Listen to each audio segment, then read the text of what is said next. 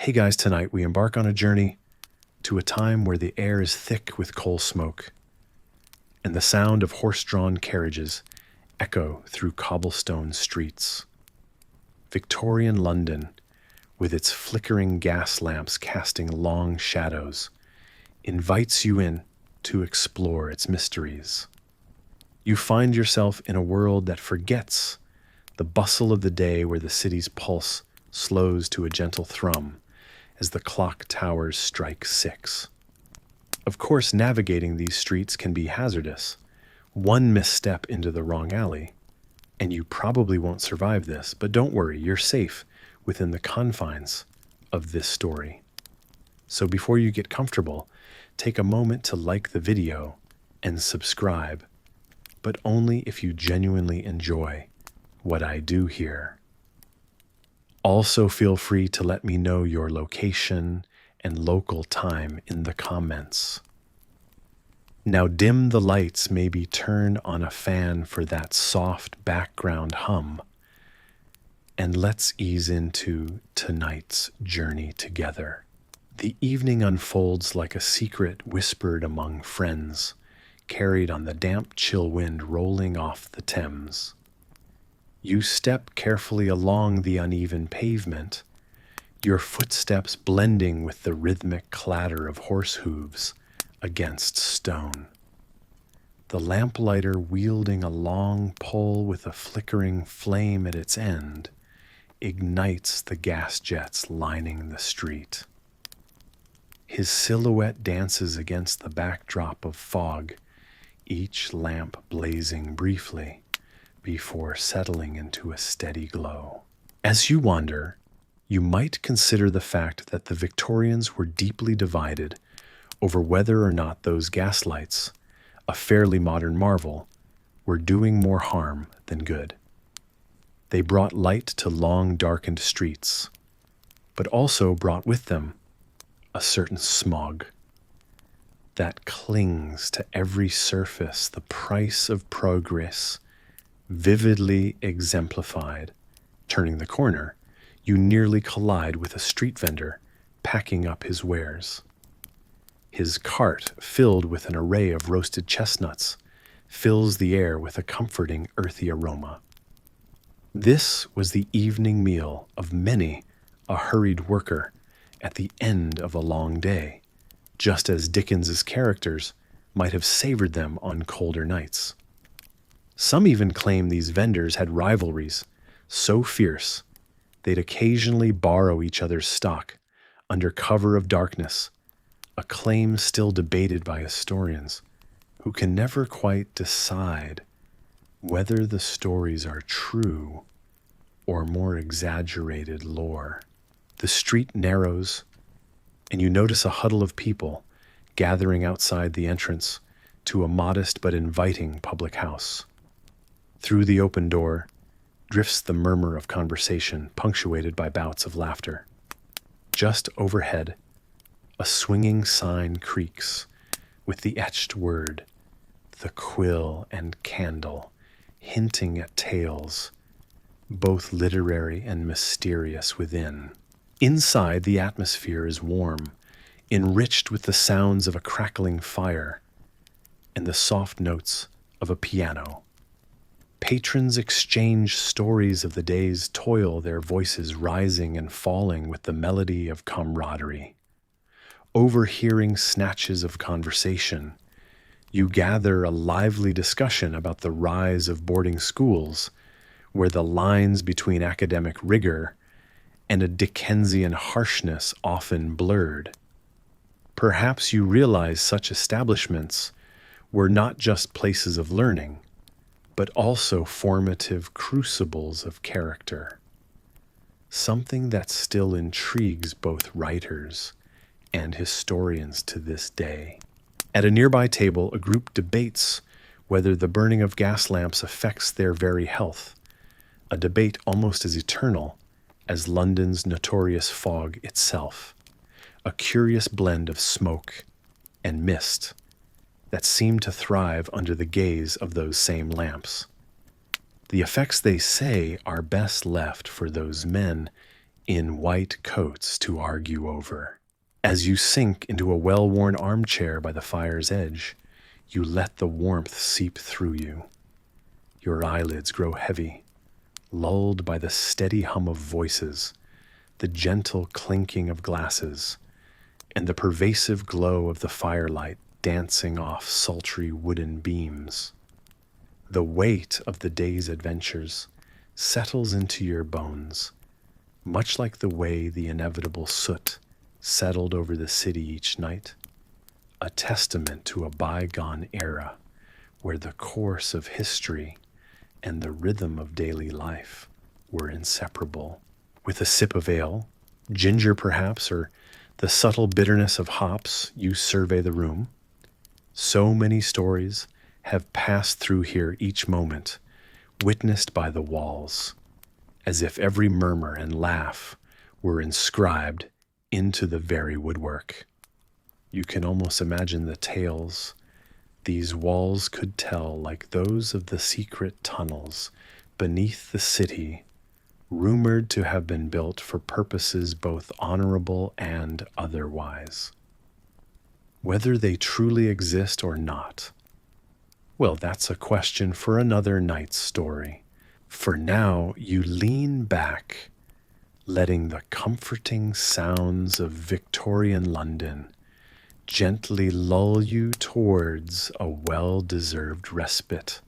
The evening descends softly over a city still bustling, and you find yourself in a warm, richly upholstered parlor, the kind that whispers secrets of afternoons spent in quiet conversation over tea and the soft rustle of newspaper pages.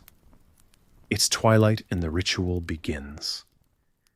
You move through the room's dimming gas lamps with practiced hands. The soft hiss is strangely comforting, a familiar reminder that another day has gently folded into night. You pause to check the chimney flues. It's an action taken for granted now, but there was a time when not doing so risked suffocating the room with smoke, or worse, the invisible danger of carbon monoxide. Historians still debate whether it was ignorance or sheer neglect that claimed more households, as improper ventilation was all too common.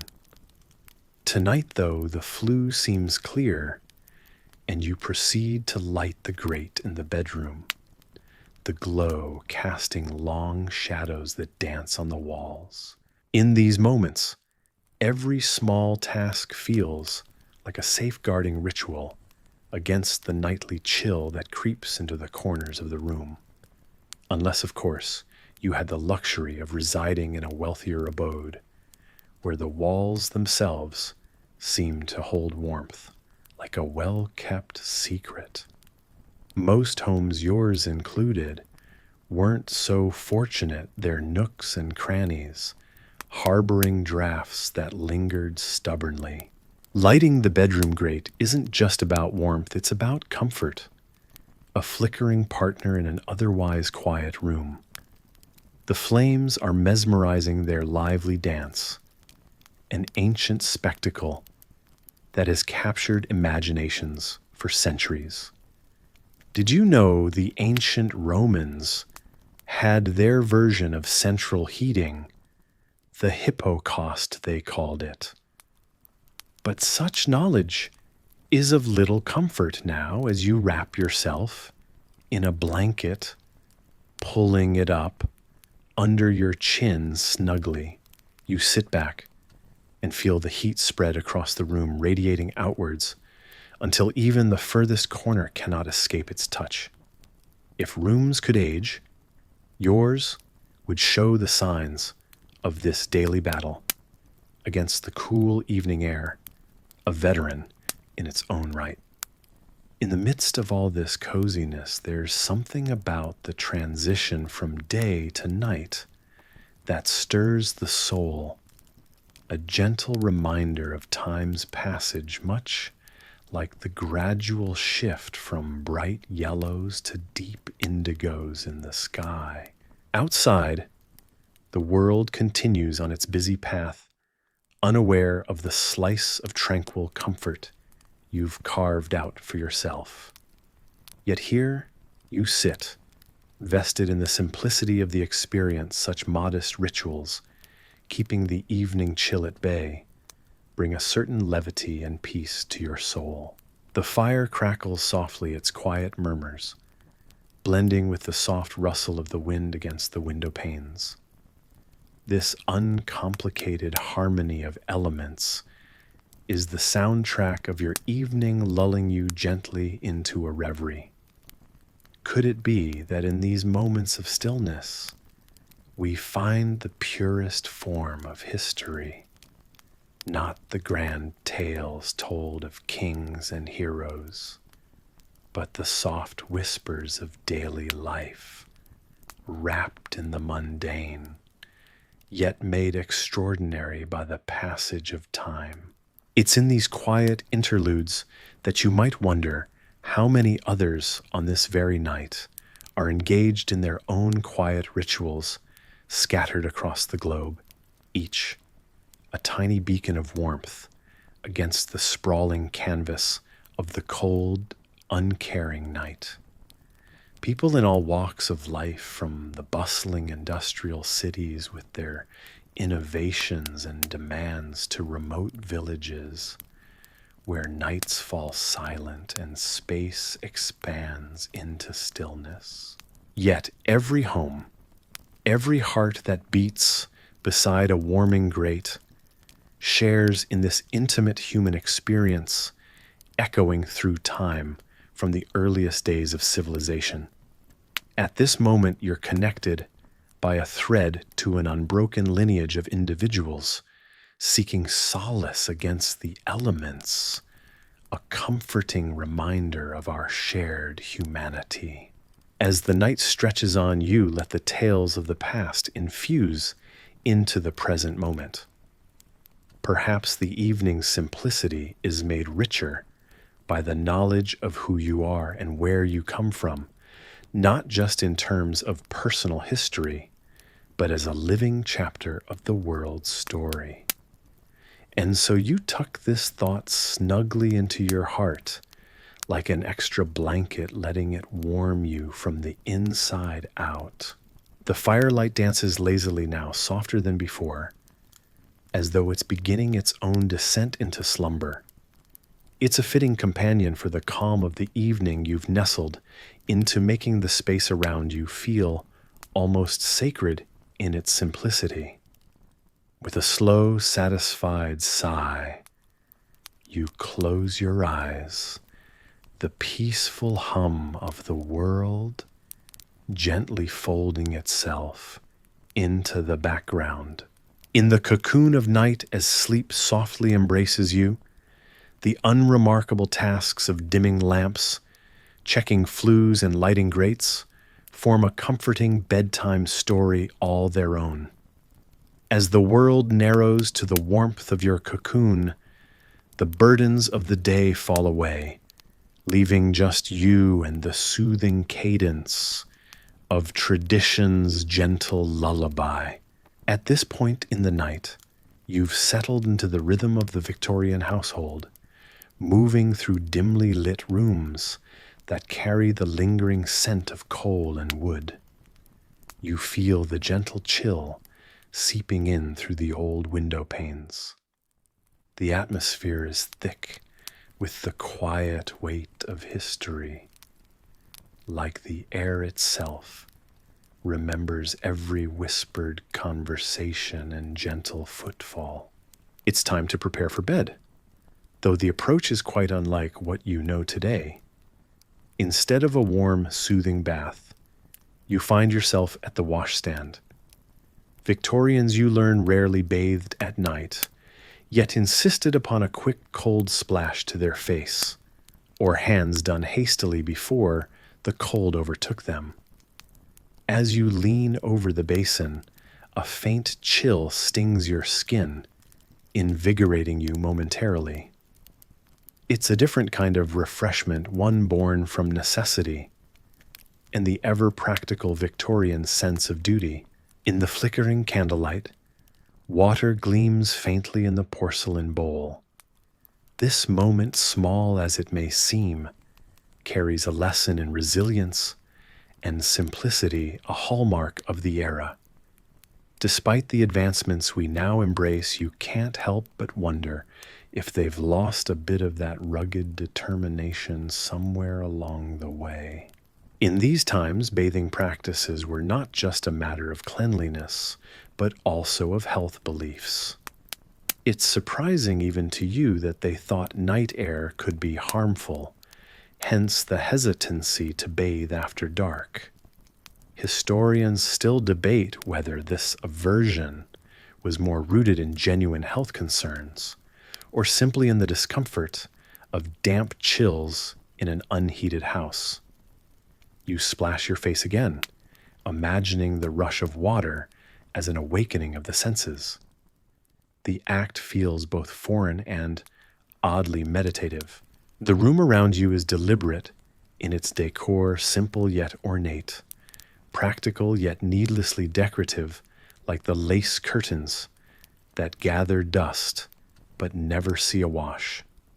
You admire the way every piece of furniture tells a story, from the sturdy wooden chair with its intricate carvings to the quaint lace-trimmed linens that speak of care and craft.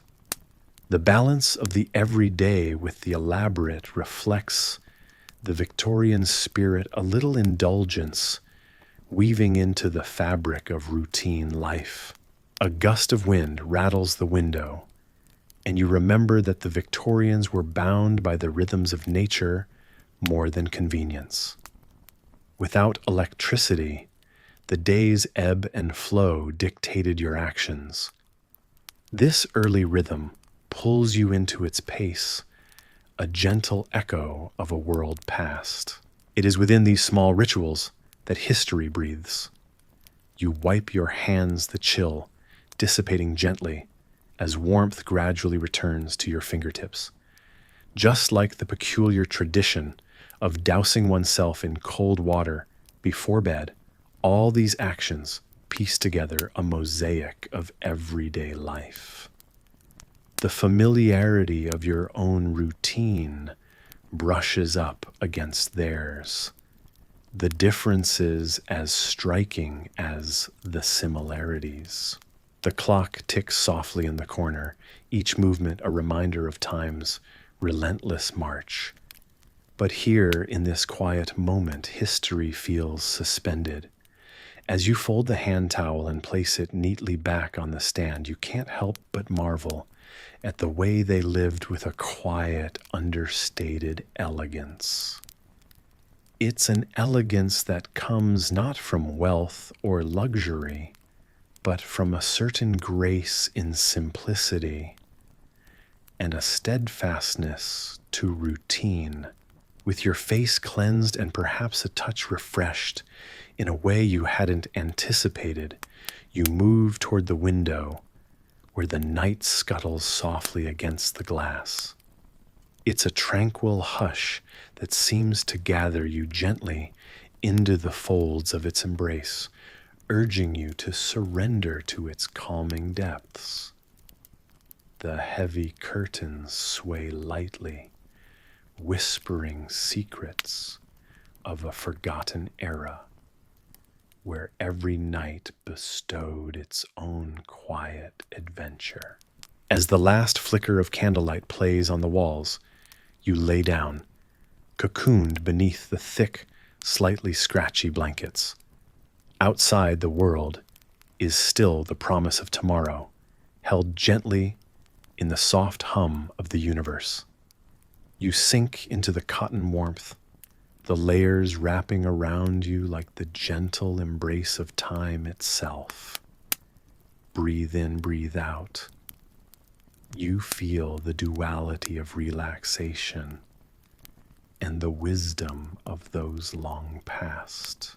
Tonight, as you drift towards sleep, you sense them near those Victorians who splash their faces and wash their hands with the evening chill, who found solace in small rituals and faded night shadows.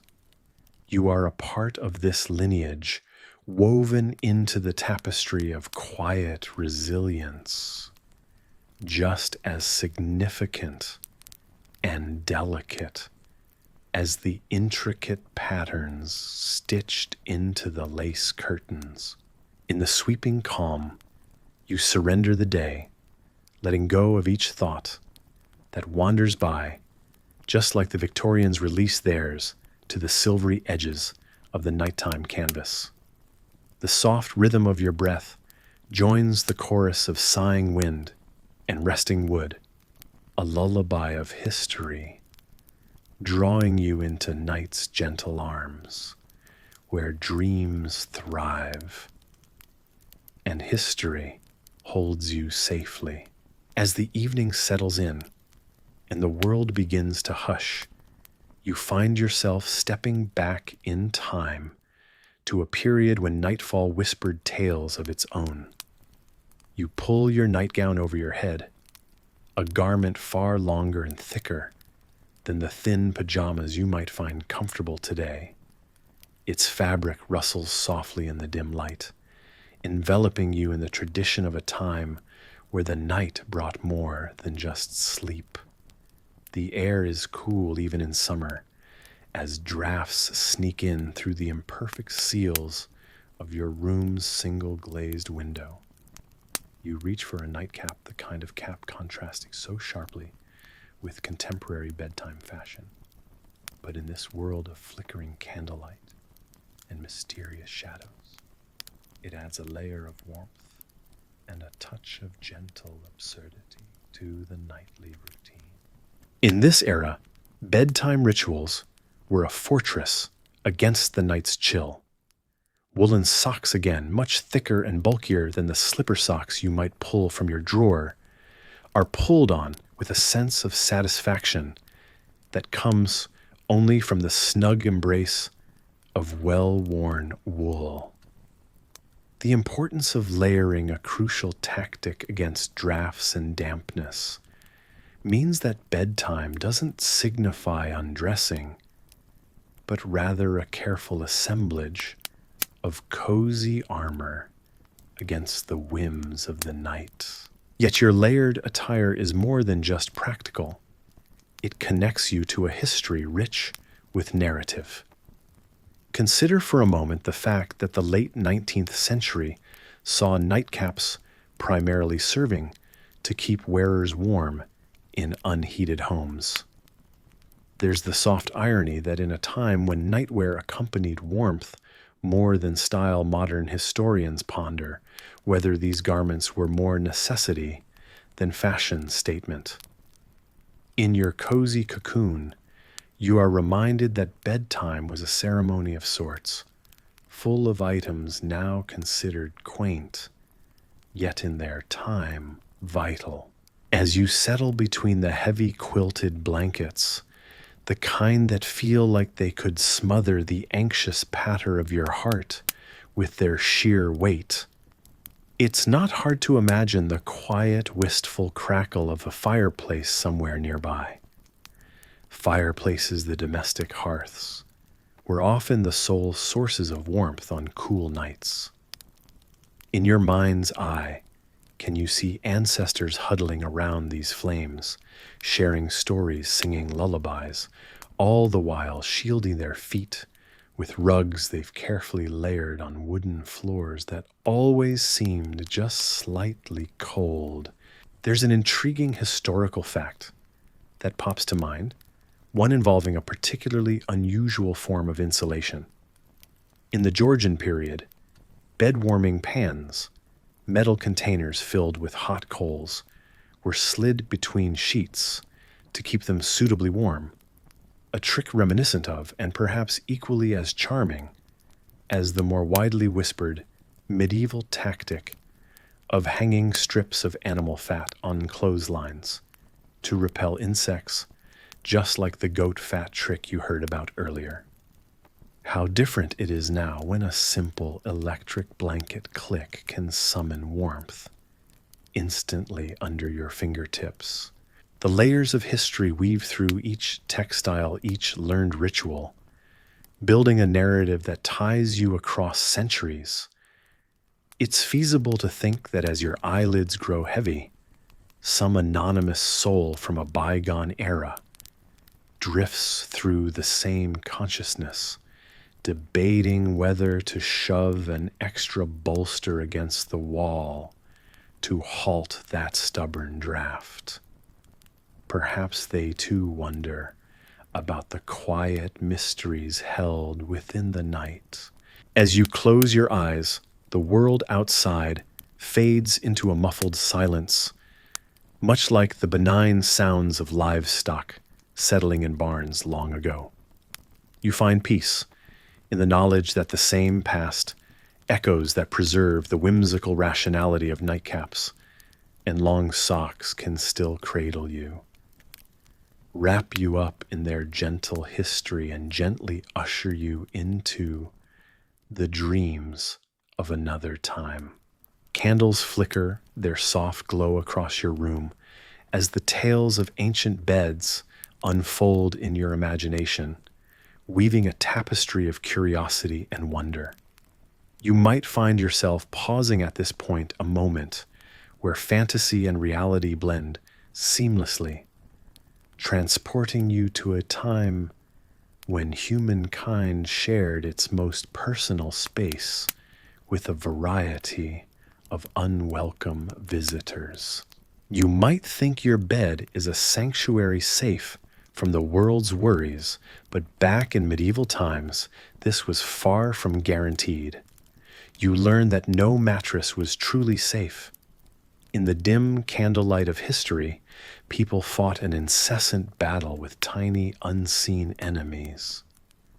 Beneath the straw-stuffed, ticking critters of all kinds took refuge, finding comfort in the warm embrace of a bed, much like you do now. To combat these tiny invaders, people became quite inventive. You discover that salt wasn't just for seasoning. It was believed to create a barrier that these creatures couldn't breach. Sprinkling salt along the edges of a bed was a routine practice, every bit as essential as fluffing a pillow.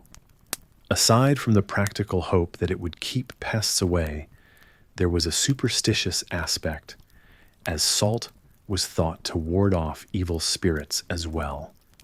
It's a reminder that the past was a tapestry woven from beliefs and practices that blend practicality with a touch of the mystical.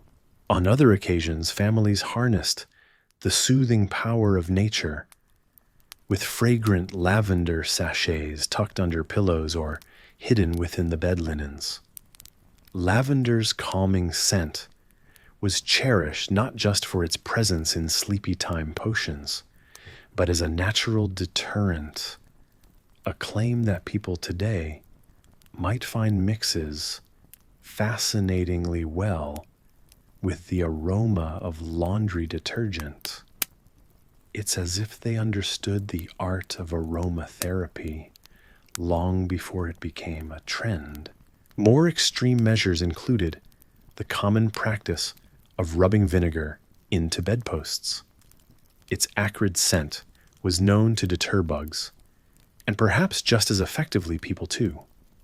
It stung the air with a sharpness that would make even insects think twice about crossing into the sheets. Historians still debate whether these tactics were passed down through wise folklore or desperate trial and error. But regardless, they make you appreciate your modern-day pest control in a whole new light.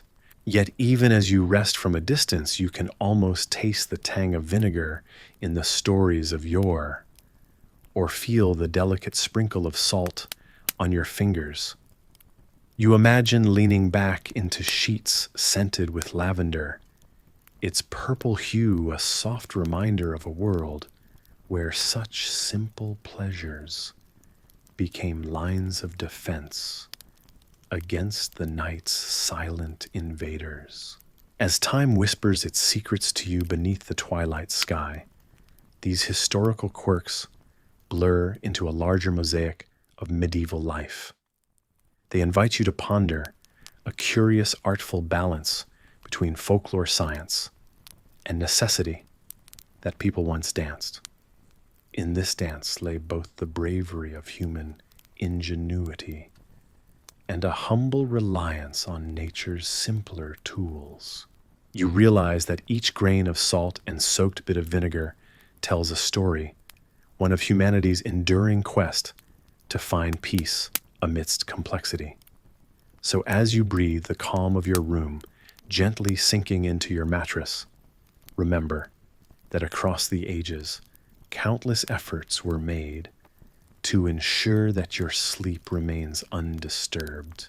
With this lullaby of history whispered softly into your ears, let your eyes close, guided by the rhythmic hum of the stories long past. The tales continue to unfold, linking you to the generations who, like you, once listened to the night and wondered about those unseen beneath their beds. Let them float you gently into dream-filled slumber, where the past and the present coalesce into a gentle embrace.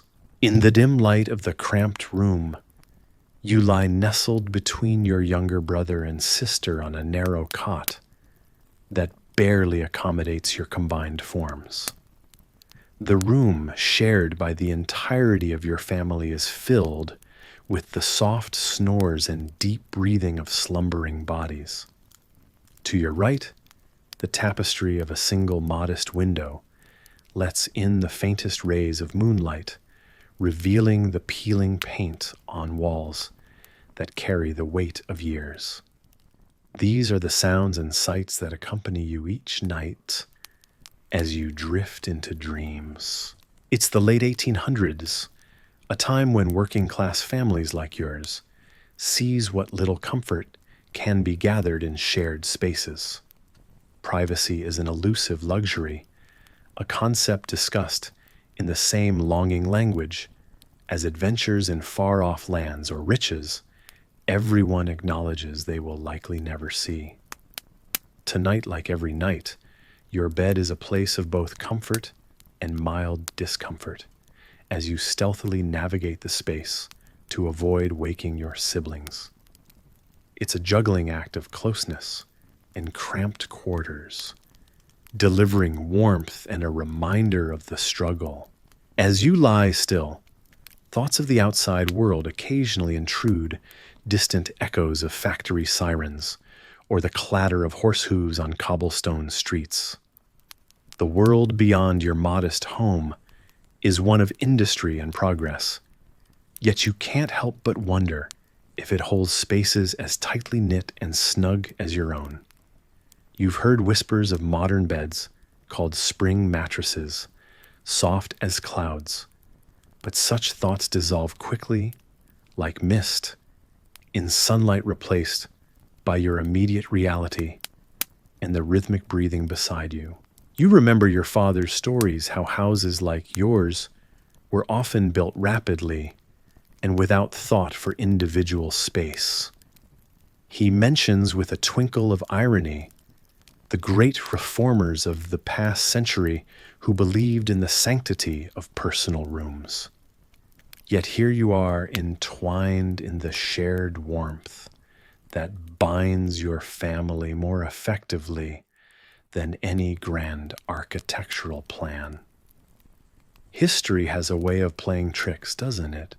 Tonight you recall his mention of an inventor fond of privacy, someone who in his eccentricity divided his abode into many rooms to keep solitude. Historians still debate whether this man was a visionary or simply a recluse. Such musings let your imagination wander into the realm of the could-have-beens, the possibilities of private space that feel almost rebellious to imagine.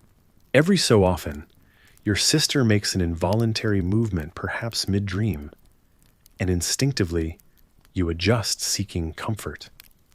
It is a dance practiced nightly, a gentle reminder of the bond that exists even in cramped conditions. This unspoken choreography brings to mind the more surprising episodes your father mentioned, how in some Victorian homes, children were trained to sleep upright in chairs to save space. It's a detail that would make anyone smile, or perhaps feel grateful for their own modest arrangements. Such stories are food for thought as your eyelids grow heavy. There is a peace in these shared moments. The gentle rise and fall of your family's breaths blend into a lullaby, easing your way into sleep. Dim memories of your favorite bedtime tales intermingle with historical tidbits, forming a comforting tapestry where past and present coexist peacefully. As sleep descends, the closeness of your siblings, the faint clink of the world's nightly symphony just beyond your window, and the unwritten stories of those who came before you settle around your shoulders like a well-worn quilt.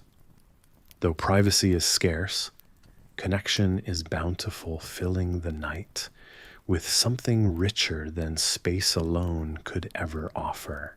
As the evening blankets London in a muted gray, you find yourself wandering through cobblestone streets that echo stories of the past. The city never truly sleeps, and tonight its pulse beats softly in the rhythm of your steady footsteps.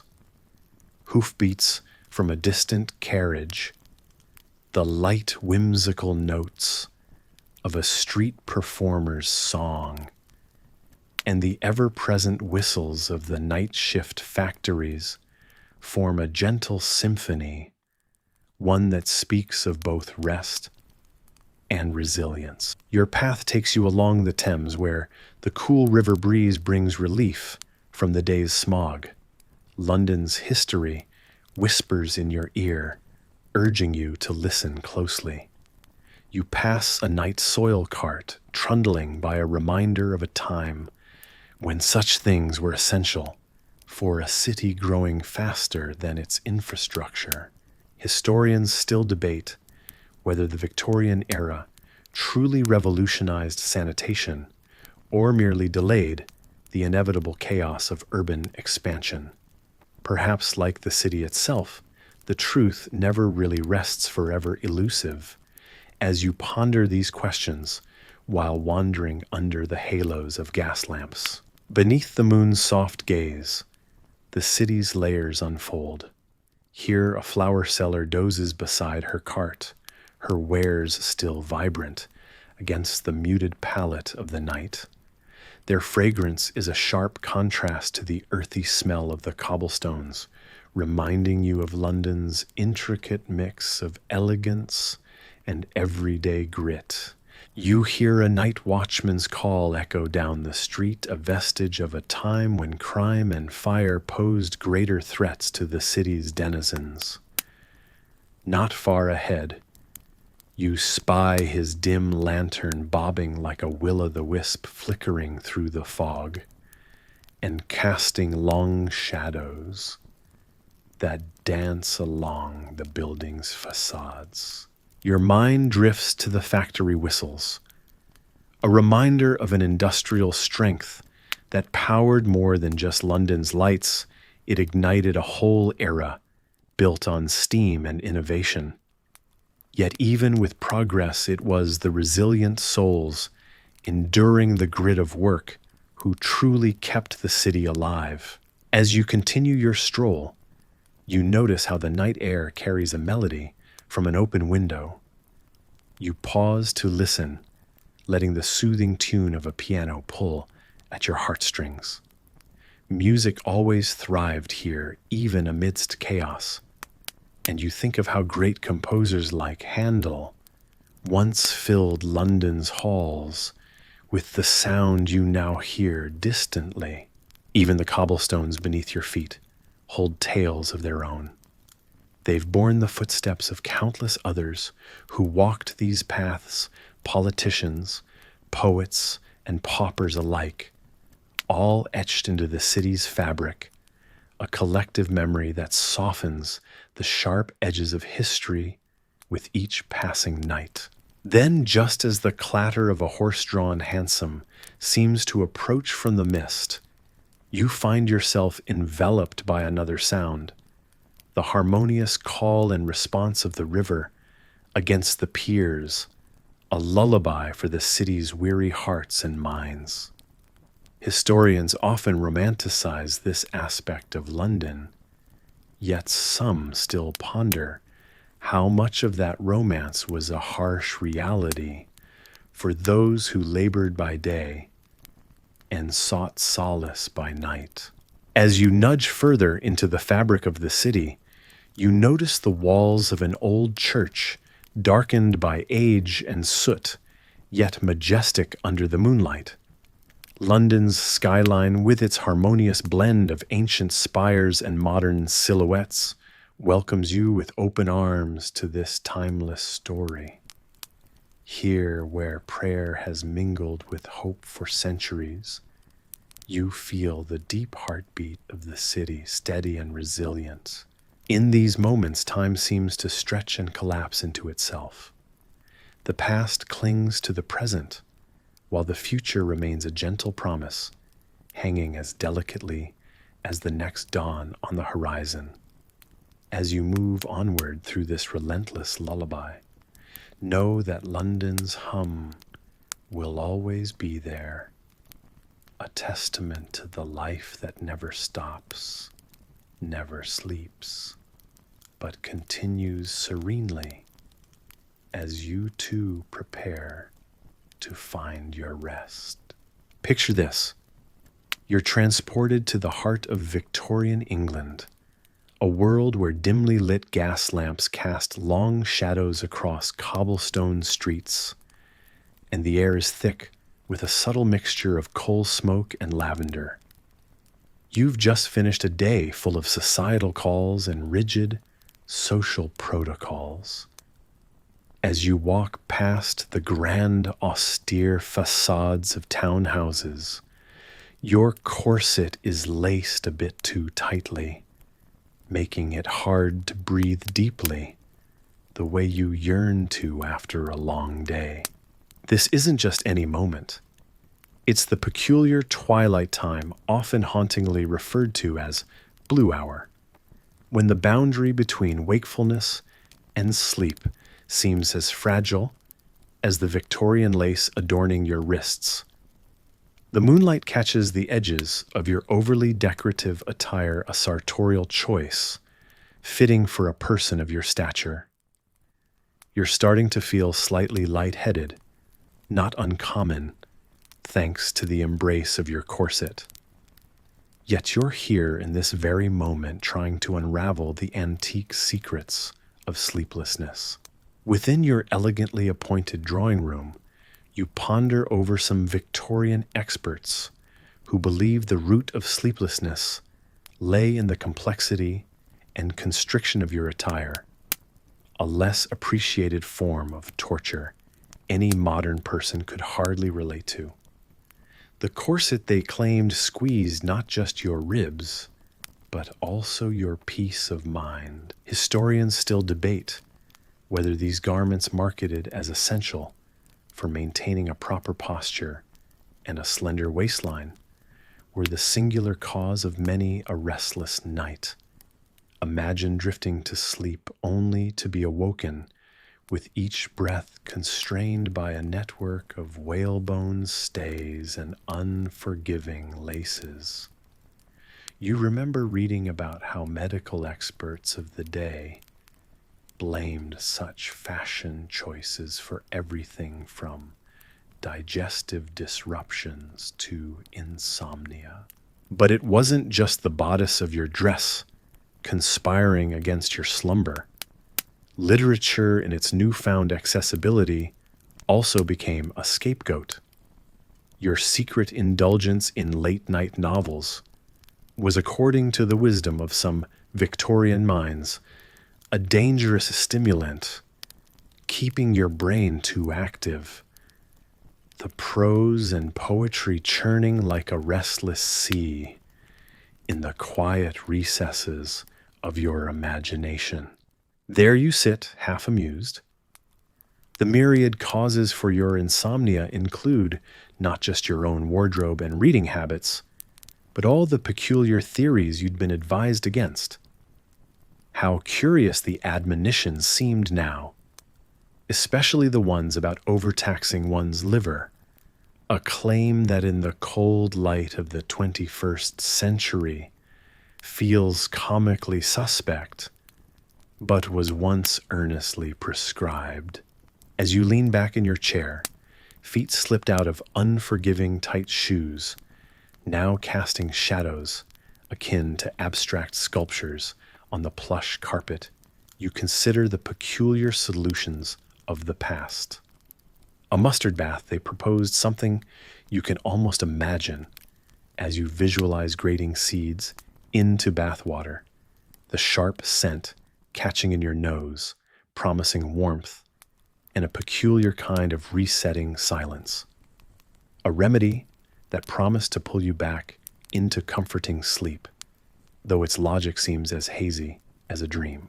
Then there was opium, the era's favorite panacea placed side by side with era-specific peculiar treatments, like taking in the fresh night air.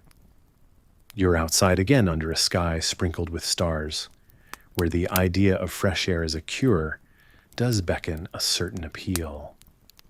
A gentle breeze curls around you like a silk scarf, memorable yet intangible, an ephemeral comfort against the still night's mysteries. You close your eyes, imagining the earnestness with which these cures were administered, the quiet rooms filled with people seeking respite from their overactive, tightly held lives, not so different from yours. It's amusing how the past had lined its shelves with bottles of this and tinctures of that, wrestling with insomnia like an unruly dance partner at a grand ball. As you settle deeper into the plush confines of your world, those old anxieties begin to fade, granting a nod to the present's convenience, the soft whisper of modern cures. You breathe just as they would have wanted in their recommendations of fresh air. You find potential meaning in their methods. After all, who wouldn't find some solace in a mustard bath's novelty, or the opium's serenading promises? Though you'd nary give them a try for sleep's sake today. The snug embrace of modern comfort lulls you further as you imagine the innovations those Victorians might have dreamed of had they known the cycles of sleep science, far removed from the folds of their restrictive clothes and overly generous tinctures. You ponder these notions with a gentle amusement, recognizing the circular dance history often takes forever, spiraling back to what was once known or believed. You allow yourself to drift, understanding the struggles of those past figures in nightcaps and flowing gowns, loosening the constraints of your thoughts like an unhooked bodice. Time seems to expand, and every tick of a clock feels more facile, reminding you that sleep comes easiest when one's mind is as unburdened as a gentle evening breeze over a moor. As the moonlight weaves its silver path across your room, you feel the weight of those old troubles finally giving way. It's like you're listening to a lullaby woven from years gone by, echoing through the eaves. And just as if you'd taken a soothing stroll back then, you let the memories ease, letting you drift ever more softly into the gentle grip of your well-earned rest. where dreams of both modern marvels and heartfelt pasts might intermingle in the soft embrace of a peaceful night's slumber. In the dim light of early evening, you pull on a cozy wool cap that your grandmother swears helps keep the warmth in. It's knitted with strands of blue and green, and truly, there's something comforting about it, a kind of historical nod to practicality and coziness you can't help but appreciate. As you settle in, you remember that warmth comes from within too. There's a steaming mug on the table beside you. Tonight it's warm milk with just a hint of nutmeg floating on the surface. A gentle historical hug from an age where such small comforts were remedies of choice. You've heard that nutmeg was once more expensive than gold, and you muse at how the little things like this used to shape entire economies and spark age-old tales of adventure and peril. Imagine the gambles taken to ensure nutmeg's path to your cup, far more adventurous than your day-to-day. Those seafaring journeys carried spices across vast distances, painting the global exchanges of yore in broad strokes of daring and determination. But for those particularly weary, and tonight you feel a bit of that fraying tiredness, you might also have opted for another traditional relaxant from kitchen shelves, watered down brandy. The very thought brings a light chuckle half in jest, since all you plan to tackle is the cozy embrace of pillows. It was a common drink to ease the mind after long days when the body sought warmth to dampen the stresses of work. Historians still debate whether it was the brandy itself or merely the ritual of its preparation that truly eased tensions, a ritual passed down as much for comfort as utility. The fire in the hearth crackles quietly. You admire how the flames flicker and dance lazily, casting shadows that hold stories of their own waiting to be untangled. The sounds remind you of another time, another place when people gathered around fires to share news, tell stories, or simply enjoy the sound of crackling wood. There's a kind of ancient companionship in those flames, an understanding that here is where stories have begun and ended throughout the ages. Suddenly you find yourself feeling part of an old tradition, one not just about warmth, but about connecting to those who came before. Those who also likely pulled on their own warm caps, enjoyed their own mugs of something special, and sat by similarly comforting fires. The simplicity of these acts, common in any era, reminds you of the shared threads in life's tapestry. The scenes knit together across time, keeping everyone connected in ways large and small. As you take another sip of milk, the nutmeg both exotic and familiar, you think of how other centuries past had similar nighttime rituals. Maybe their thoughts wandered as yours just did, leading them through the corridors of memory and imagination.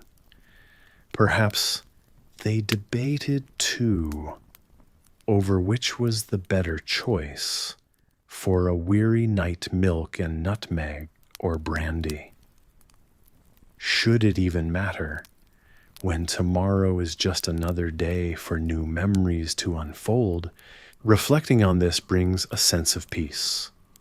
Whatever your choice, there's comfort in knowing that you walk alongside so many others who have sought rest and relief in the quiet moments of the night. As you allow this thought to settle, your eyelids grow heavy, lulled by the rhythm of thoughts and the gentle warmth of your drink.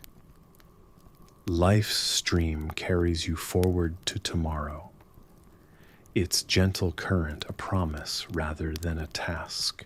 So before you get comfortable, take a moment to like the video and subscribe, but only if you genuinely enjoy what I do here. And I'd love to know where you're joining from, so drop your location and local time in the comments below. Now dim the lights, maybe turn on a fan for that soft background hum. And let's ease into tonight's journey together. The room is softly lit. The fireplace still retains the last whispers of warmth from the evening's dying embers. You can almost hear the gentle crackle of wood, settling the dance of the flames, now just a memory. It's late, and the house is wrapped in a thick, comforting quiet that feels like an old, familiar blanket. As you wander through this serene Victorian home, you tiptoe past a heavy wooden table set with the remains of supper. Victorians were known for their hearty meals, lavish spreads that left platters of leftovers enticingly untouched. You sneak a peek at what's left, perhaps a bit of cold mutton, a few crisp potatoes, or maybe even the corner of a savory pie. Such bounty could surely tempt a stealthy midnight adventurer like yourself. In the shadowy glow of the kitchen, you spot a ring of biscuits, slightly stale but no less inviting. It seems even in the dead of night, the allure of a nibble here and there isn't too far from anyone's mind. Historians still debate the origins of the Victorian trend of keeping warm snacks at hand. But perhaps this practice speaks to a time when no one ever let good food go to waste. Toast with a rich, glossy dripping maybe from the earlier supper joint would have been a common sight, ready for those unable to resist a nocturnal bite. Pondering these culinary delights, you notice a quaint but practical practice of the era families often warmed leftovers at night by placing the plates on the still warm stove or nestled near the hearth's glow. This would ensure that anyone sneaking for a slice of pie would find it pleasantly warm even hours later. It's curious to think how something as simple as securing a late-night morsel connects you to those who lived long before you. Take a moment to picture it. The soft footfalls, the gentle clink of silverware as you help yourself. Such moments weave the fabric of time, where the past may feel distant yet somehow touchably close. You pause to admire how every object in this room speaks of its era, from the weighty cast iron stove to the well-worn crocheted doilies. Even the creaky floorboards seem to tell tales of those who passed through each creak, a whisper of the household's many stories. In this tranquil moment, what seems mundane reveals the hum of history. Beneath the kitchen recalls a century's worth of suppers, midnight hunger pangs, and the warming comfort of food shared among loved ones. As you step away from the hearthlight, a thought crosses your mind about the odd habits recorded in Victorian diaries and letters. Some recounted industrious folks who repurposed their breadcrumbs, creating new dishes from the remnants of earlier meals. Victorian ingenuity, or just another manifestation of an era's unique charm. Reflecting on this, you can't help but chuckle softly.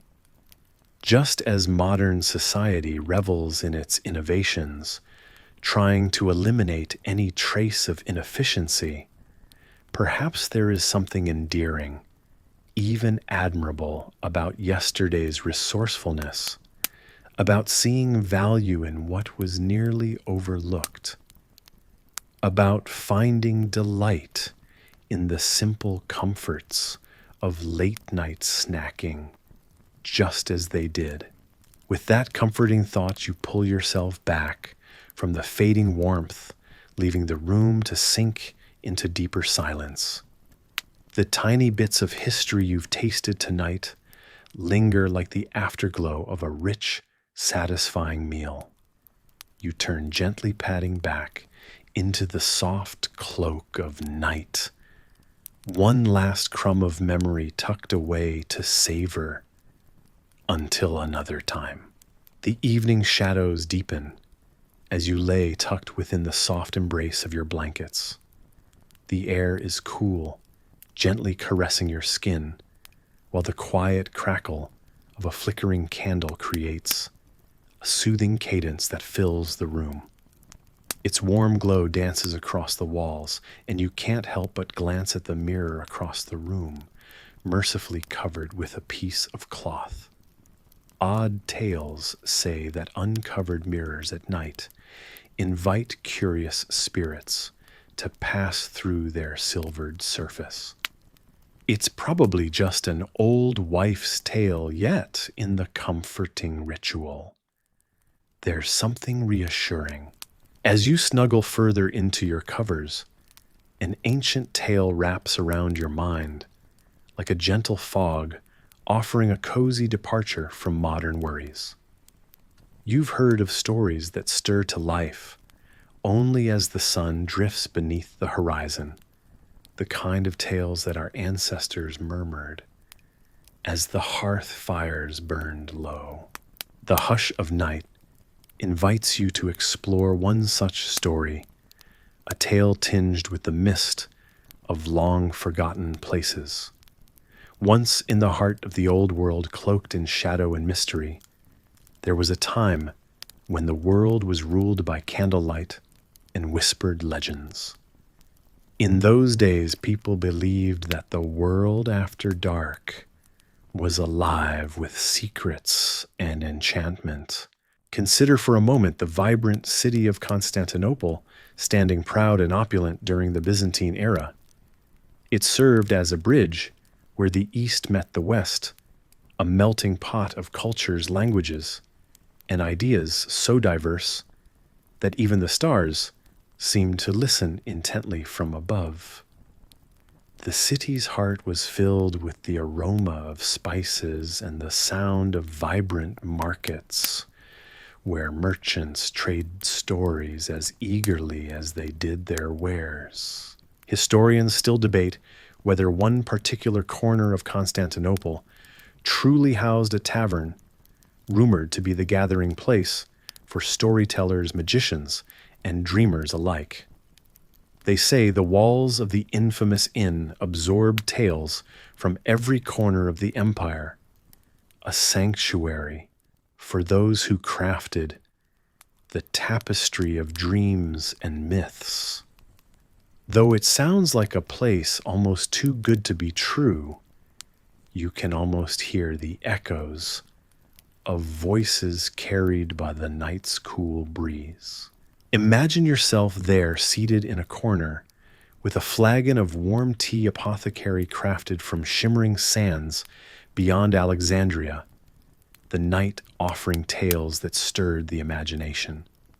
One such tale revolves around the legendary city of Troy. You've heard the basics, the epic battles, the renowned wooden horse, but delve deeper, and nuances emerge like shadows at dusk. Troy stands as a testament to the grandeur and folly of human ambition. Though its ruins now lay quiet whispers of its past glory, refuse to fade. The city's walls were said to be indomitable, built with the hands of gods themselves, a daunting fortress barring the path to the riches held within. But there's a lesser-known tale that Troy held, perhaps more poignant than any battle. Historians suggest that the keeper of Troy's secrets, a seer named Cassandra, was burdened with foresight, yet cursed that none would heed her warnings. Picture her standing upon those mighty walls as she foresaw the city's doom, her voice drowned by the fervor of impending victory. An unsettling thought that truth could be as imperiled by time as by the fitting of circumstance. Cassandra's life is a gentle reminder of voices unheard amidst clamor, convincing no one until it's too late, a pattern that echoes throughout history.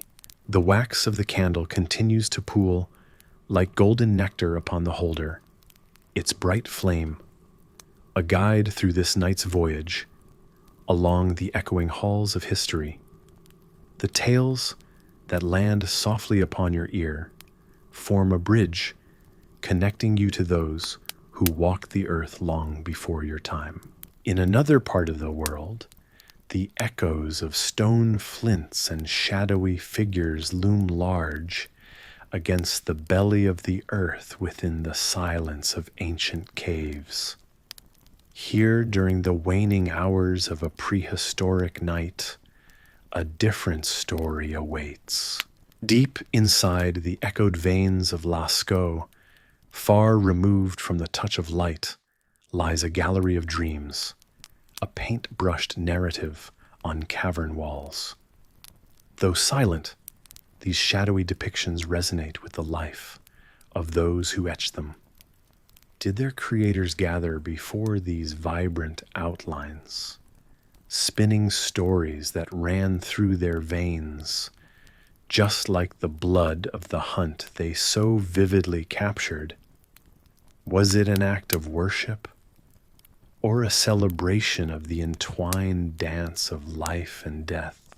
The enigmatic dance of hands upon these walls illustrates a world as alive and poignant as ours today. Though archaeologists continue to ponder the true purpose behind the Lascaux paintings, every brushstroke speaks of a human heart, not so different from your own, a maker of stories, a keeper of dreams. Glancing once more at the clothed mirror, you find something inherently reassuring there. This covered reflection guards not just against the whimsical spirits of lore, but also encapsulates a kind of quiet wisdom, a reminder of who we are when stripped of daylight's pretense. Just like the legends unwinding in the recesses of your mind, it presents a realm where fantasies hold sway over fact, a place where the impossible meets the possible. As the candle wears on and the narrative weaves itself through the fabric of night, let these threads tether you gently to sleep's sweet embrace. The legends of history and apocryphal lore might fade with the dawning light, yet they continue forever in the stories that whisper just beneath your consciousness. Pull the blanket a little closer. Leave your feet cocooned beneath its warmth. As the gentle face of sleep beckons, you find yourself wondering what other tales await in the dark corners of this storytelling world, places where history becomes peace and the lullaby of the past bids us to rest. The evening sky fades into deep shades of blue as you find yourself in a dimly lit room from centuries past. A cozy, flickering glow dances across the stone walls, casting shadows that stretch and sway like a gentle waltz. The air carries the faint scent of burning wood mixed with a hint of lavender. Soft whispers ripple through the room, intertwining with the crackling of the fire. Many here kneel beside their beds, some praying with earnest intent, others following the rituals of habit, reciting words passed down through generations. The words drift around you like a comforting mantra, grounding you in this moment. Some whisper prayers while others opt for poetry, each line carefully woven together like an intricate tapestry of the mind. Historians still debate whether nightly recitations were more an act of devotion or simply treasured remnants of oral tradition. It seems every person creates their own space within this evening ritual.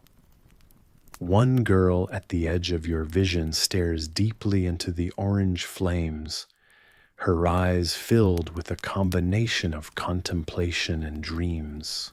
As you join them in this timeless act, the soft chants serve almost like a lullaby, easing your mind into tranquility. You can feel the soft embrace of history, a living panorama not confined within the dates you may have memorized. It's said that prayer and poetry have long served as humanity's bridge to the divine.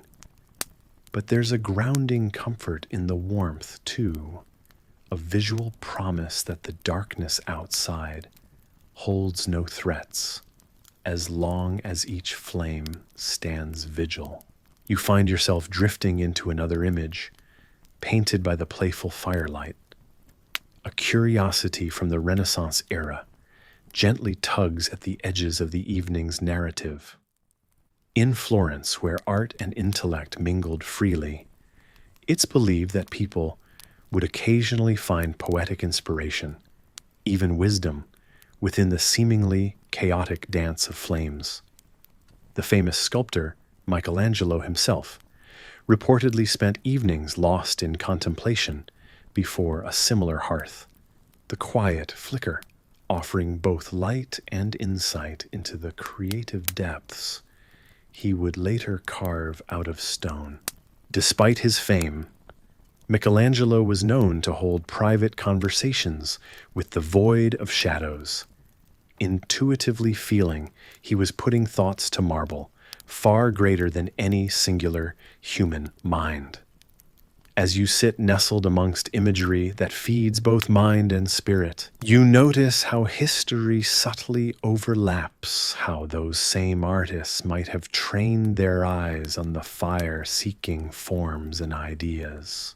Returning to your space, the room exudes a quiet reverence, the kind you might expect to find within a sacred library, where words blend with time itself to craft stories kept alive by the glow of each faithful page.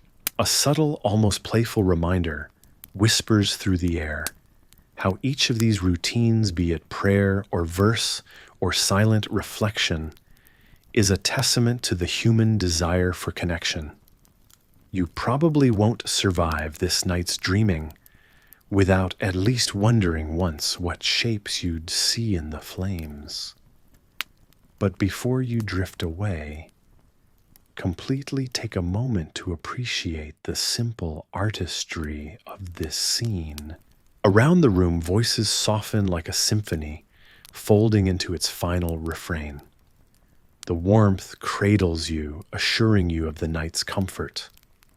As each person slowly finds their way to bed, you feel yourself carried along on this historical rhythm, a gentle nod to humanity's continuous yearning. It's all part of the journey you've stepped into here. You discover there's quiet strength in knowing that many before you have sought solace in the same familiar acts. Feel free to comment where you're tuning in from, complete with your local time. It's always intriguing to know how far such stories travel. Now dim the lights, maybe turn on a fan for that soft background hum, and let's ease into tonight's journey together. The night cradles you with a familiar tranquility. Even as the flames begin to slow their dance, your eyes catch lingering glimpses of motion, an elegant flicker here, a whisper of smoke there. The history of evening routines tells you that these moments were meticulously crafted to bring both peace of mind and contemplation. You lean back, the embers glow, casting a warm cocoon of restfulness. As you sink further into relaxation, you begin to understand why this equilibrium of prayer, poetry, and flame constitutes such an enduring tableau.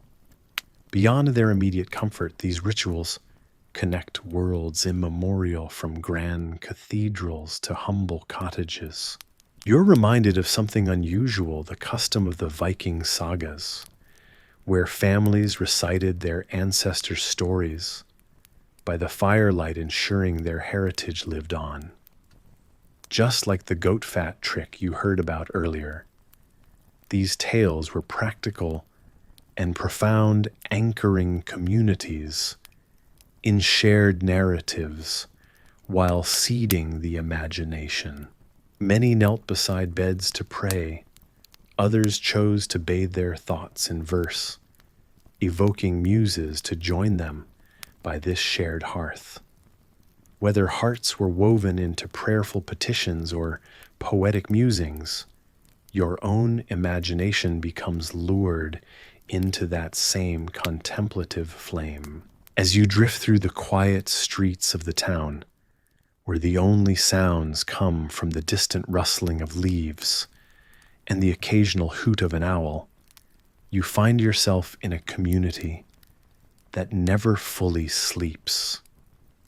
It's a place where shadows stretch across the cobbled roads, whispering tales of hard-working souls and restless nights. Here, sleep is a luxury many can't afford. As you wander these moonlit streets, you notice dim lights flicker in several homes. A young mother cradles her infant, her eyes heavy with the price of nurturing new life. You can almost hear the soft coos of the baby, punctuated by its gentle cries, which successfully keep slumber at bay for its doting mother. It reminds you of those days when you might have held someone close, listening for the soft breaths that reassure you all is well in the world. Not far away in another home, an older man carefully checks the stove once more. His hands work methodically, ensuring no stray spark escapes a routine that has become second nature, forged from years of experience, and perhaps the occasional mishap learned the hard way. After all, historians still debate whether such nightly rituals stem from wisdom or necessity in times of old. There's a tender shadow of memory echoing from the past when fires burned brightly at hearths across this very area, illuminating familial gatherings with warmth and stories. Meanwhile, in another corner of the town, the shrill call of an alarm clock rudely breaks the silence of the early morning. An exhausted nurse wipes the sleep from her eyes and collects her things to return home. Her footsteps echo down the hallway of the hospital, the same way they have for countless others who walked before her rolled-up sleeves, proof of the long shift she's just completed. It's in these moments that the town's shared history seems tangible, stretching beyond her weary shoulders, tapestry threads of those who cared and were cared for. Surprisingly, not every wakeful night is filled with toil. A few streets over, insomniacs meet for clandestine chats by their garden gates, swapping tales, or quiet laughter knitting friendships in the chill night air. It's like the age-old marketplace gatherings, where townsfolk exchanged news and sought companionship in the most unexpected hours. Did you know that these nocturnal conversations can be traced back, in part, to the era when communal ovens were used by neighbors who needed a warm spot to share stories after dusk? Sometimes, as your footsteps softly fall in the darkness, you catch a glimpse of an old bell tower looming against the starry sky. Its tolling used to mark the time for the town, calling all to rise with the sun, or to rest at its setting. Even now it's said that spirits of those who faithfully responded to its voice might still linger, ensuring that the clang of time continues its steady march. Indeed, it's curious how historians still puzzle over the precise influence of such timekeepers on the ebbs and flows of town life. The absence of deep sleep, an unwavering symbol of this town, weaves into the fabric of its history. This lack of rest has driven inventions, just as Thomas Edison, inventor of the electric light bulb, once said, "Sleep is a criminal waste of time."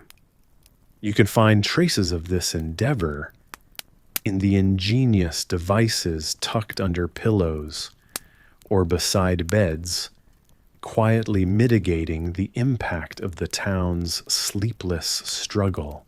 The art of balancing restlessness with productivity is evident, just like the goat fat trick used by soldiers before a battle. It surprises you what small aids might be devised to ensure survival through another night. And in this town, though, mornings signal another day to face. There's a shared camaraderie in knowing that sleep eludes not just a few, but many, yet they rise to meet the day all the same. You can almost picture the scene: a father returning home with the first light, tiptoeing past creaky floorboards to slip into bed beside his sleeping partner, their rest aligned in a symphony of shared breaths. This silent communication, an unbroken tradition, carries on, as if the town itself speaks in these nocturnal rhythms, harmonizing the stories of those who tend to babies, check the stoves, or return from the demands of the night. In every flicker of candlelight that cuts through the night, as your journey through this town draws to a hushed hinny, you realize the profound beauty in their shared sacrifice. It lulls your steps into a gentle cadence, like the lullaby you remember from childhood stitching memories, as you turn the corner toward the promise of your own bed. The town's secret undercurrent, its sleepless nights rich with history, is woven into each stone and shadow. And as you take a final glance at this moving tapestry, sleep finally begins to cradle you in its embrace. But you probably won't survive this tranquil night without expecting the unexpected. Yes, the idea of breaking your sleep into two distinct parts sounds like a quaint custom, but it's your upcoming midnight adventure that promises to unfurl like pages from a forgotten book. So before you get comfortable, take a moment to like the video and subscribe, but only if you genuinely enjoy what I do here. I'd love to know where you're tuning in from, so drop your location and local time in the comments. Now dim the lights, maybe turn on a fan for that soft background hum, and let's ease into tonight's journey together. As you drift into the realm of sleep for the first time, you find yourself gently waking at an hour some would consider ghostly. It's the middle of the night, yet you feel refreshed, as though your body has been obeying the quiet directive of an age-old schedule. Historians denote this interval between sleeps as a time fueled by purpose and presence, a gap when people would awaken to tend to small tasks. Rising from your bed, the world beyond your window is softly lit by a pale moon, casting shadows as delicate as lace on the cobblestone streets. There's a peacefulness in the air, the world silent in its collective pause. During these hours, it was not uncommon to read the quiet ambiance, perfect for unraveling tales, trapped within the bindings of a book. You quietly reach for one, its worn cover, feeling familiar against your fingertips. Flickering candlelight dances on the pages as you indulge the soft rustling of paper, punctuating the silence. Historical accounts suggest that eminent thinkers, such as Benjamin Franklin, cherished this time for intellectual pursuits. Scholars would pore over manuscripts or jot down thoughts, ideas, flowing freely in this calm, undistracted tranquility. Curiously, there is still debate whether people embraced this pattern naturally or drove themselves to it as a response to environmental factors. A quick peek through the window reveals another curious habit of these early risers visiting neighbors. The closeness of the community meant that even at this late hour, you might catch the warm glow of a lit hearth sending an invitation for company. You imagine yourself shawl-wrapped snugly around your shoulders, slipping next door for a brief conspiratorial chat, the kind that further strengthens the ties of friendship. Returning home after perhaps some shared bread and whispered stories, you begin to prepare for the next phase of your sleep.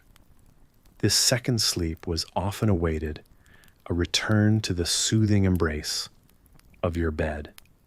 Many use this quiet intermission to reflect, perhaps putting quill to paper and journaling dreams or plans for the next day. It's a practice you decide to adopt.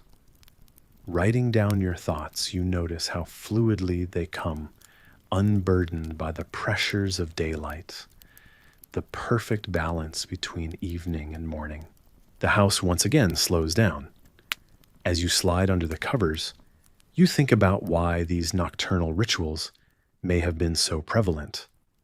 While some scholars argue the long winter nights made this routine necessary, others suggest the simple satisfaction of structured rest was enough motivation. You're soon lulled into the second sleep, the gentle sighs of the night serving as a lullaby. It's the continuation of a narrative set up by your first sleep, as if the night's story resumes, reinforcing itself through subtly woven dreams.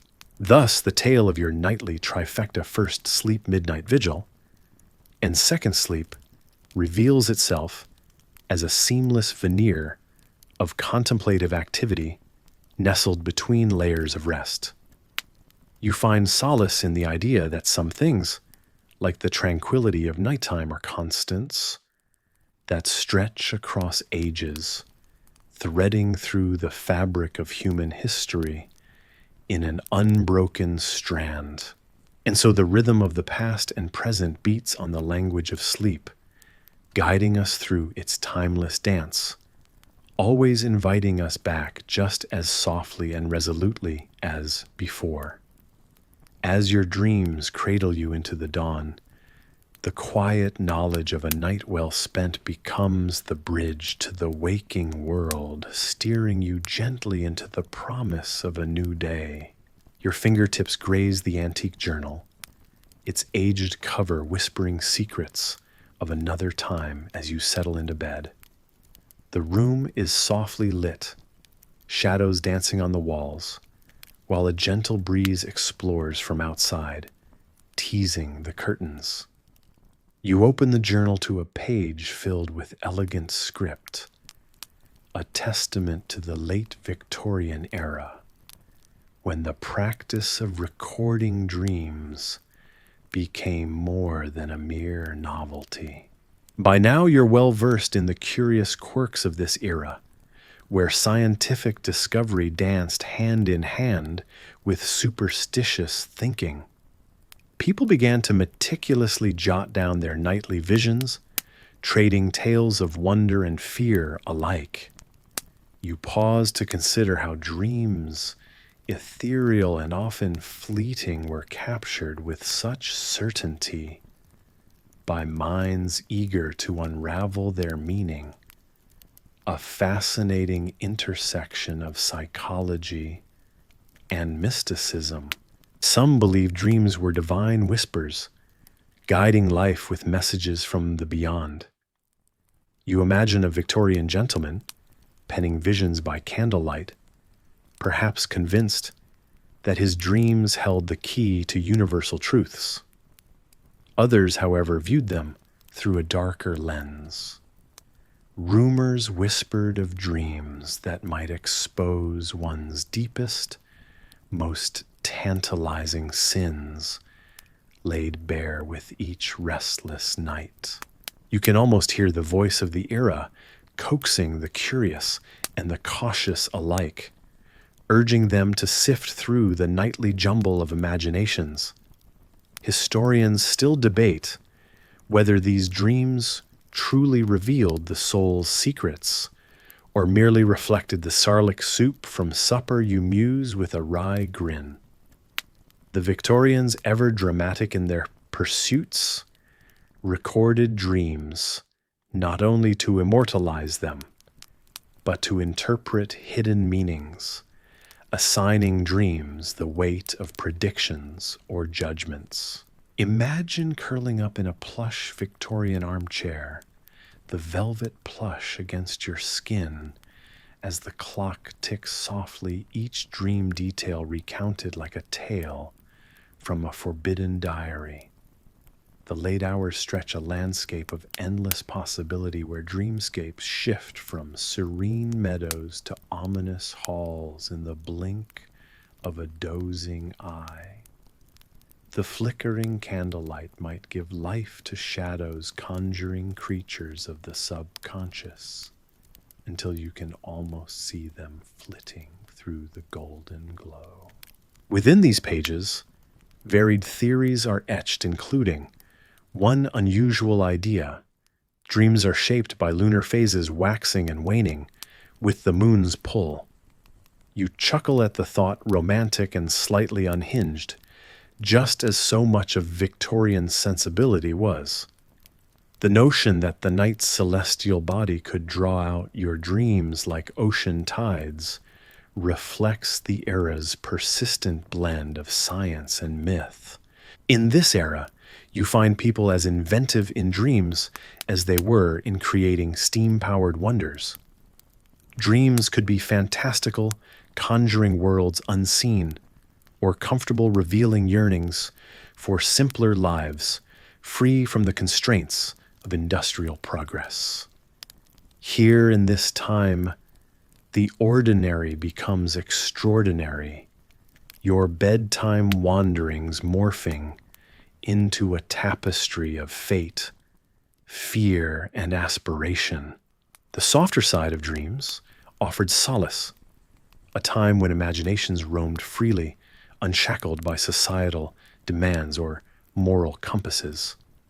Yet what you might find most intriguing is the quieter revelation of shared dreams. Groups would sometimes gather, lending the intimacy of their sleeping minds to others in their circle, crafting a community linked by odd nocturnal summaries. You take another page lightly between your fingers, an echo of rustling leaves, reminding you of autumn strolls through Victorian gardens. Historians still debate whether these group gatherings reflected their thirst for connectivity or simply a pastime during dark, chilly evenings. The intricacies of dreams, much like the age's soot-laden air, remain hazy, complex, and beautifully perplexing. In cozy parlors, friends swapped notes on dreams with the same excitement as sharing the latest scientific curiosity or societal scandal, a sensation nearly akin to exploring hidden passageways. How delightful, you think, that amidst crinolines and corsets, the Victorians allowed themselves a space to dissect dreams amid laughter and hushed wonder. As you continue to read, the lush tapestry of the era unfolds in your night-bound reverie. You envision a society poised on the cusp of modernity, an era both baffled and bewitched by the nighttime journeys of the mind. Intellect and imagination allies at this candle-lit altar, breaching the boundary between conscious thought and dream-fueled narrative. Embrace this evening passage through the mind's night garden, where you too settle comfortably into a restful understanding of how dreams etch themselves into the annals of personal history. Gently closing the journal, you ponder the stories left within the chapters yet unexplored. As the steady hum of the world beyond your window welcomes you into slumber, you breathe out the candle's flicker, mirroring the dance of dreams behind your eyelids, the mysterious, the divine, and perhaps even the confessionary whispers of an imagined yesteryear. Tonight, as you drift toward sleep, let these echoes of the past weave seamlessly into your own dreams, where every whisper of wind through leaves or rustle of pages continues their softly spoken story till the line between now and a time long gone dissolves into the gentle hush of night's quiet embrace. The dense curtains draped across the high canopy of your four-poster bed whisper a gentle rustle as you sneak between them.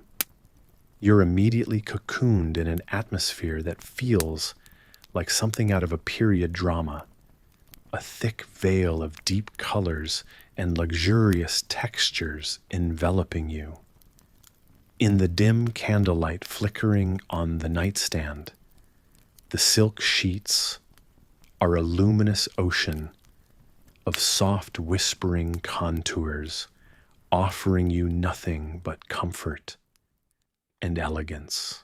As you settle into the embrace of the plump feather mattress, it's easy to feel you've been transported to a different time, a time when the quiet affluence of this Victorian opulence reigned supreme.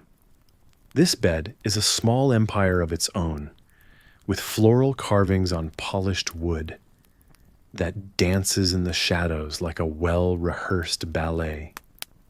Here, you're surrounded by the careful elegance wealthy Victorians lavished upon their bedrooms, a sanctuary from the bustling industrial world outside. But as you bask in the warmth of your silken cocoon, a thought tiptoes in. What might your life have been like on the other side of history's coin? Not everyone had the luxury of sinking into downy softness at the end of a long day after all. Those less fortunate made do with whatever they could muster, a humble pile of straw, circled by coarse, scratchy blankets rugged against the chill of night. It's said some even shared their sleeping spaces with livestock, to keep warm, a stark contrast to the insulated plushness enfolding you now. Historians marvel at how Victorian society was divided by such striking dichotomies, palatial comforts side by side with humbling austerity. This clarity doesn't dim the beauty of your surroundings, but perhaps it makes you appreciate them even more. However, in this moment, it's as if time has paused, allowing you to glimpse the texture of an era woven into the fabric of your bed. In this dimly lit chamber, your imagination weaves between the eras. Could the wealthy have ever imagined a time when their bedroom grandeur would be a narrative intrigue for the generations to come?